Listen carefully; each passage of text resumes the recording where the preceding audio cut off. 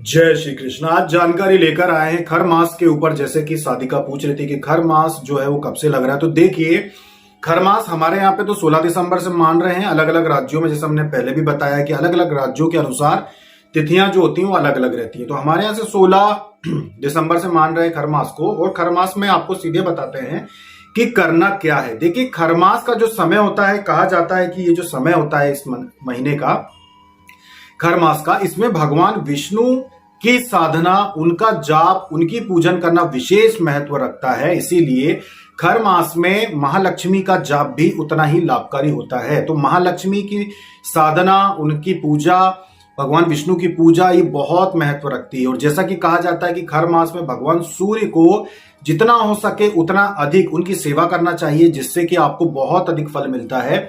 खर मास में जो भी प्रातःकाल उठकर भगवान सूर्य को जल अर्पण करता है, उनको विवेक तो प्राप्त होता ही है, साथ में उनको यश की भी प्राप्ति होती है, मतलब कि प्रसिद्धि, उनके मान सम्मान में वृद्धि होती है जो भगवान सूर्य को इस खर मास में जल चढ़ाता है। साथ में शाम के समय पे आप लोगों को माता लक्ष्मी का अगर आप पूजन करते हैं, साधना चल रही है तो अच्छी बात है, नहीं चल रही तब भी माता लक्ष्मी के नाम का दिया आपको जलाना चाहिए घर में। और अगर तुलसी जी की जो लोग सेवा करते हैं वो तुलसी जी के नीचे भी घी का दिया जला सकते हैं शाम के समय। दिया जलाने का जो समय होता है वो अंधेरा होने के पहले का होता है, कि जब गोधूली बेला जो कहा जाता है कि जिस समय जब ना उजाला हो ना अंधेरा हो, वो जो समय होता है संध्या काल का, उस समय पे आपको दिया जला देना चाहिए तुलसी जी के नीचे। तो इससे भी भगवान विष्णु प्रसन्न होते हैं और इससे आपके भाग्य का उदय भी होता है। तो जो लोग खर मास में कुछ विशेष करना चाहते हैं वो भगवान सूर्य को पूरे महीने जल अर्पित कीजिए। जल अर्पण करने से आपको यश, कीर्ति, वैभव की प्राप्ति होगी। भगवान सूर्य जो है वो बहुत सारी सिद्धियों में उनका भी स्थान होता है, उनका भी योगदान होता है। तो अगर आप उनको प्रसन्न करते हैं तो आपको भी सिद्धि प्राप्त होती है। साथ में अक्षय पुण्य की बात करें कि जब भी कोई इस तरह के महीने आते हैं जो विशेष होते हैं, तो अक्षय पुण्य के लिए भी बहुत सारे प्रयोग बताए जाते हैं। तो खर मास में आपको दान पुण्य जितना आप अधिक करते हैं, ऐसे लोगों को जिनको उसकी आवश्यकता होती है, जैसे कि जो लोग परिक्रमा पे होते हैं, परिक्रमावासी जो होते हैं, जिनको परिक्रमावासी भी कहा जाता है, उनको अगर आप दान पुण्य करते हैं, गरीबों को दान पुण्य करते हैं, भिखारियों को कुछ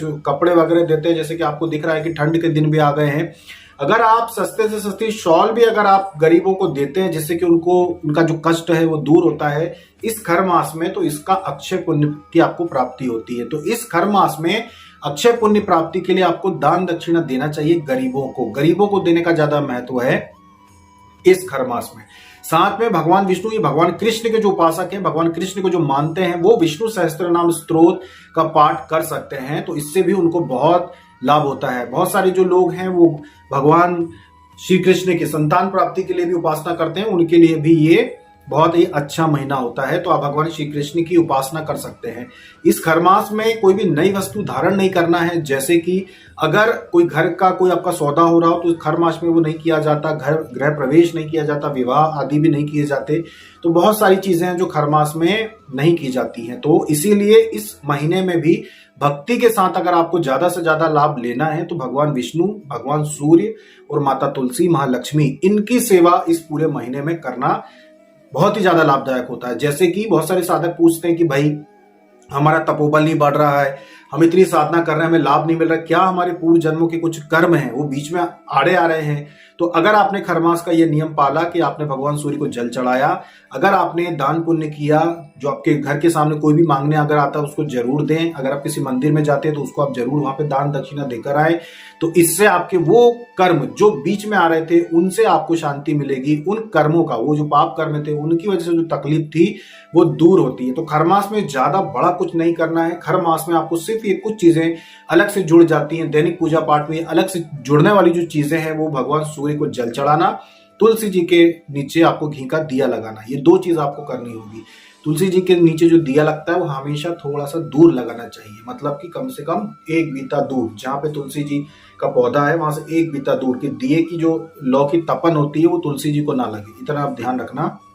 जैसे कि आप लोग तुलसी जी के साथ शालिग्राम का जो आपने पूजन किया था पहले, उस समय भी यही चीज थी कि तुलसी जी की सेवा करनी थी, अब खर मास में वही चीज करनी है। अच्छा, इससे जो लोग सौंदर्य सम्मोहन शक्ति बढ़ाना चाहते हैं, जिनकी वशीकरण साधना चल रही हो, ऐसे लोगों के लिए भी खर मास बहुत महत्व रखता है, क्योंकि भगवान श्री कृष्ण की कृपा प्राप्ति होने पर व्यक्ति में सम्मोहन शक्ति का विकास होता है। तो जो लोग भगवान कृष्ण को मानने वाले हों वो विष्णु सहस्त्र नाम स्तोत्र या भगवत गीता का पाठ प्रतिदिन करें, तो इससे आपको अक्षय पुण्य की प्राप्ति होगी और न जाने कितने आपके ऐसे पाप होंगे जो पूर्व जन्मों के वो नष्ट हो जाएंगे। इससे आपको बहुत सारे लाभ इस महीने के। तो ये थी जानकारी खरमास के ऊपर कि क्या क्या छोटे छोटे प्रयोग है जो आप पूरे खरमास के महीने में अगर संकल्प लेके करते हैं तो आपको बहुत ही ज्यादा अधिक लाभ होगा। और जो लोग मोक्ष की यात्रा पे चल रहे हैं कि भाई हमें भी मोक्ष पाना है, जो लोग मोक्ष पाने के उद्देश्य से अध्यात्म को अपने घर में प्रवेश दिया है आप लोगों ने और अध्यात्म के मार्ग पर चल रहे हैं, तो आपको भी खरमास में इन चीजों का लाभ लेना चाहिए। भले ही आप शिव जी के उपासक हों, फिर भी आप भगवान श्री कृष्ण के लिए, भगवान विष्णु के लिए कुछ ना कुछ अवश्य आप इस महीने में करेंगे तो आपको पूरा लाभ मिलेगा। कुछ नहीं तो विष्णु सहस्त्र नाम आप पढ़ लीजिए, कुछ नहीं तो भगवत गीता ही पढ़ लीजिए, वो भी नहीं तो दिया लगा दीजिए, मंदिर में दान दक्षिणा देकर आइए। तो ये थी जानकारी खरमास के ऊपर। अभी तक के लिए इतना ही। जय श्री कृष्ण।